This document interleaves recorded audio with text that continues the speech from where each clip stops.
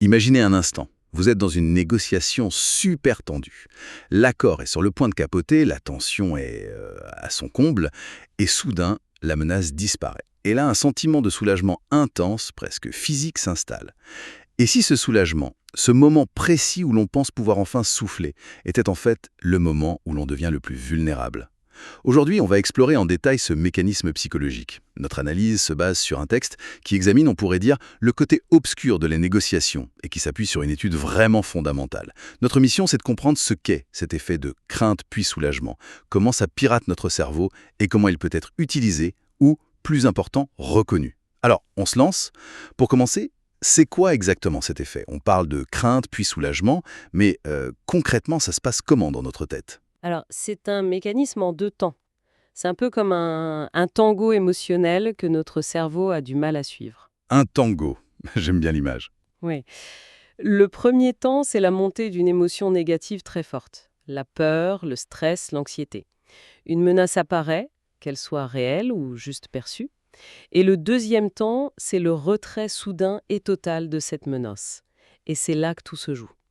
L'instant crucial, c'est ni la peur, ni le soulagement, mais la transition brutale entre les deux. Ce court-circuit émotionnel. Et ça provoque quoi, ce court-circuit? J'imagine que le cerveau peut pas juste appuyer sur un interrupteur et revenir à la normale comme ça, d'un coup. Exactement.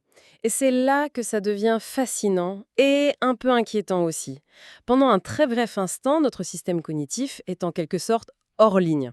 Il faut voir ça d'un point de vue biochimique. La phase de crainte, elle inonde notre système d'hormones de stress, comme le cortisol. On passe en mode combat ou fuite. D'accord. Quand la menace disparaît, il y a une chute brutale de ces hormones et, en réaction, une libération d'endorphines, les hormones du bien-être, pour calmer la machine. C'est ce yo-yo chimique qui met notre raisonnement critique en pause. Ah, donc ce n'est pas juste psychologique, c'est un vrai cocktail chimique. Ce qui explique ce sentiment de légèreté, presque d'euphorie après une grosse frayeur. C'est un peu comme si notre garde du corps cérébral, notre scepticisme habituel, prenait une pause café juste après le danger. C'est une excellente analogie. Le garde du corps est soulagé, il baisse sa garde, et c'est précisément à ce moment que quelqu'un peut s'introduire par la porte de service. Les recherches montrent que, pendant cette brève fenêtre de vulnérabilité, notre capacité à analyser une situation de manière critique est vraiment réduite. On passe en pilote automatique, on devient plus docile, plus enclin à accepter des requêtes sans vraiment les examiner. On cherche inconsciemment à prolonger cet état agréable de soulagement. C'est incroyable de se dire que ce moment où l'on se sent le plus en sécurité est en fait le plus dangereux. C'est totalement contre-intuitif. Mais ça, ce n'est pas juste une intuition, j'imagine. C'est un phénomène qui a été étudié, documenté. Qui a mis le doigt là-dessus? Ah non, ce n'est pas une simple théorie. Le concept a été formellement mis en lumière et nommé par deux chercheurs polonais, Dariusz Doliński et Richard Navrat. Leur étude fondatrice a été publiée en 1998 dans une revue très respectée, le Journal of Experimental Social Psychology. C'est vraiment ce travail qui a posé les bases. Et ce qui est frappant, d'après la source qu'on a, c'est le titre même de leur article, non? Oui, il est incroyablement évocateur. En un sens, il résume toute la problématique. Le titre, en anglais, c'était Fear then Relief Procedure for Producing Compliance. Beware when the danger is over. Ce qui se traduit par procédure, crainte puis soulagement pour produire la soumission. Méfiez-vous lorsque le danger est passé. Exactement. Méfiez-vous lorsque le danger est passé. C'est presque un avertissement au lecteur. C'est très inhabituel pour un titre scientifique, hein. D'habitude, c'est très neutre, très descriptif. Précisément, on dirait qu'ils ont tout de suite compris le potentiel, disons, ambigu de leur découverte. Ils ne se contentent pas de décrire un phénomène de manière détachée. Le titre lui-même est une mise en garde. Ils ne disent pas seulement «voici comment ça marche», ils disent «voici comment ça marche» et voilà pourquoi il faut être sur ses gardes. C'est assez remarquable. Cet avertissement me fait immédiatement penser à des situations très concrètes. L'exemple typique, ça doit être la négociation commerciale, ou même un interrogatoire de police, ce genre de choses. Comment on peut construire ce scénario? C'est une excellente transition. Parce que la source insiste vraiment sur un point clé. La clé de tout, c'est le timing et la mise en scène. L'archétype que tout le monde connaît grâce au cinéma, c'est la technique du gentil et du méchant flic. Ah oui, bien sûr. Le bad cop, good cop. C'est l'illustration parfaite de la procédure crainte puis soulagement en action.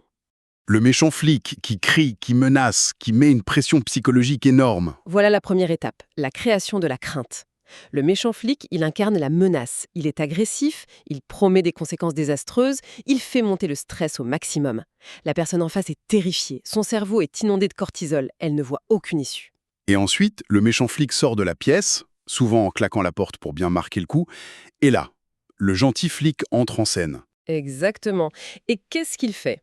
Il retire la menace. Il arrive avec un ton calme, il offre un verre d'eau, un café, il dit quelque chose comme « Faites pas attention à mon collègue, il est un peu sanguin, mais je vais essayer d'arranger les choses pour vous. » Et là, soudain, la peur intense est remplacée par un immense soulagement. La personne n'est plus menacée, elle pense avoir un allié, la fenêtre de vulnérabilité est grande ouverte. Et c'est à ce moment précis que le gentil flic formule sa demande. Écoutez, si vous signez juste ces aveux pour ce petit délit, je peux vous assurer que mon collègue ne reviendra pas. Une proposition qui aurait été balayée d'un revers de main une demi-heure plus tôt, j'imagine. Et qui devient soudainement très attractive. Non pas parce que c'est la meilleure option logique, mais parce qu'elle permet de préserver ce délicieux sentiment de soulagement. On n'évalue plus la proposition, on cherche juste à sécuriser son état émotionnel. C'est redoutable. Mais est-ce que ça marche vraiment sur des gens aguerris, des négociateurs expérimentés? On pourrait penser qu'ils sont immunisés, non? C'est une question cruciale.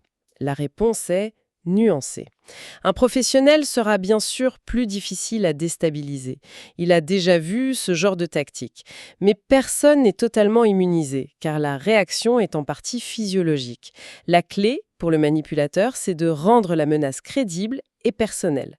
Plus l'enjeu est élevé pour la cible, plus la peur sera authentique et plus le soulagement sera puissant. Donc même un pro peut se faire avoir s'il est fatigué, stressé ou si l'enjeu le touche personnellement. Et on peut imaginer ça dans d'autres contextes, comme la vente. Absolument. C'est d'une technique très courante. J'ai un souvenir personnel assez amusant dans un marché aux puces. Le vendeur annonce un prix exorbitant pour un objet. Je refuse, bien sûr. Il fait mine de s'énerver, de ranger l'objet en grommelant. Tant pis pour vous, c'est une pièce unique. La phase de crainte, la peur de rater l'occasion. C'est ça, le fameux FOMO, Fear of Missing Out. Pendant une seconde, je ressens cette petite pointe de peur. Puis, au moment où je commence à m'éloigner, il se retourne et dit d'un air magnanime. Bon, allez, parce que c'est vous, je fais un effort. Il me propose un prix qui est encore bien au-dessus de la valeur réelle de l'objet, mais qui est nettement inférieur à sa première offre. Et là, le soulagement. Le soulagement de voir que l'opportunité n'est pas perdue me fait accepter presque sans réfléchir. C'est seulement en rentrant chez moi que je me suis dit que je m'étais probablement fait avoir. Le soulagement avait court-circuité mon jugement. C'est un exemple parfait de la vie de tous les jours. On voit bien la séquence notée. Prix exorbitant, menace de retrait, puis une offre plus basse qui provoque le soulagement et l'acceptation. Et ça va plus loin. Pensez aux campagnes de levée de fonds. Nous sommes sur le point de fermer, nous n'avons pas atteint notre objectif. Ça, c'est la crainte. Oui. Mais attendez, un généreux donateur vient de proposer de doubler chaque don effectué dans la prochaine heure. C'est le soulagement couplé à un sentiment d'urgence. L'efficacité est décuplée. Quand on décrit tous ces scénarios, on se rend bien compte qu'il y a une ligne très floue. Où est-ce qu'on passe de la persuasion, qui est une compétence normale, à quelque chose de plus problématique? C'est le cœur du sujet. La source que nous analysons utilise l'expression « le côté obscur de la négociation ». Ce n'est pas anodin. La distinction, il me semble, réside dans l'intention et la méthode.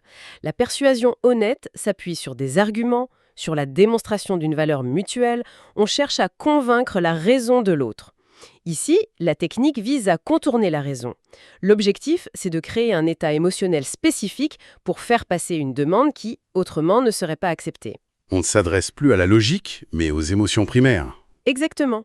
On s'adresse au système limbique. Ce qui veut dire que la meilleure défense, ce n'est pas tant de juger l'intention de l'autre, ce qui est souvent impossible, mais de savoir se protéger soi-même. Comment on fait? C'est exactement ça. La connaissance du mécanisme est la première et la plus puissante des défenses. Il faut apprendre à se méfier de ses propres émotions. La première étape, c'est la conscience de soi. Si, au cours d'une discussion tendue, vous ressentez soudainement une vague de soulagement intense, presque euphorique, une petite alarme devrait sonner. C'est un signal qui devrait dire « Attention, état de vulnérabilité, ne prendre aucune décision maintenant ». Donc au moment où l'on se sent le mieux, le plus soulagé, il faudrait paradoxalement être le plus méfiant. C'est tout le paradoxe. Et la deuxième étape, qui découle de la première, c'est de gagner du temps. Le temps est le pire ennemi de cette technique, car la fenêtre de vulnérabilité est très courte. Quelques minutes suffisent pour que le cerveau refroidisse. Une phrase simple comme « c'est intéressant, laissez-moi y réfléchir 5 minutes » ou « je dois en parler à mon équipe » peut suffire à tout désamorcer. Ça permet de sortir de l'arène émotionnelle. Et si on ne peut pas prendre de pause? Dans un face-à-face, ça peut être délicat. Dans ce cas, il y a d'autres stratégies. L'une des plus efficaces, c'est de ne jamais négocier seul sur des enjeux importants. Un collègue, un partenaire, qui n'est pas la cible directe de la pression, gardera la tête froide. Il ou elle pourra voir la manœuvre et vous faire un signe. D'accord. Avoir un regard extérieur. Tout à fait. Une autre technique, c'est de se raccrocher à des critères objectifs, préparés à l'avance. Ses notes, la liste de ses objectifs, le budget. Revenir au papier et aux chiffres, ça force le cerveau à quitter le mode émotionnel. D'accord. Alors, si on essaye de résumer un peu tout ce qu'on a vu, on a cet effet crainte puis soulagement, qui est une brève fenêtre de vulnérabilité psychologique. C'est ça, juste après la levée d'une menace. Il a été mis en évidence scientifiquement par Dolinsky et Navra en 1998. Tout à fait. Il fonctionne en provoquant un yo-yo biochimique dans notre cerveau qui met notre esprit critique en pause. Et dans plein de contextes, de la négociation à la vente, c'est un outil qui repose sur un timing parfait pour faire accepter des choses qui autrement auraient sûrement été refusées. C'est une excellente synthèse. Et la leçon plus large à en tirer, au-delà de ces techniques, est fondamentale. Ça nous rappelle à quel point nos décisions, même celles qu'on croit les plus rationnelles, sont profondément influencées par notre état émotionnel du moment. C'est une illustration parfaite, presque un cas d'école de tous ces facteurs non rationnels qui sont constamment en jeu. On aime se voir comme des êtres de pure logique, mais nous sommes avant tout des êtres biochimiques. Connaître ces mécanismes, ça sert à se défendre, mais aussi à mieux se comprendre soi-même. Et ça nous laisse avec une dernière question pour la réflexion. Sachant que ce mécanisme existe et qu'il est si profondément ancré en nous, la prochaine fois qu'on ressent un immense soulagement dans une situation tendue, la première réaction devrait-elle vraiment être la détente? Ou, au contraire, une forme de méfiance active envers la première décision qui nous vient à l'esprit?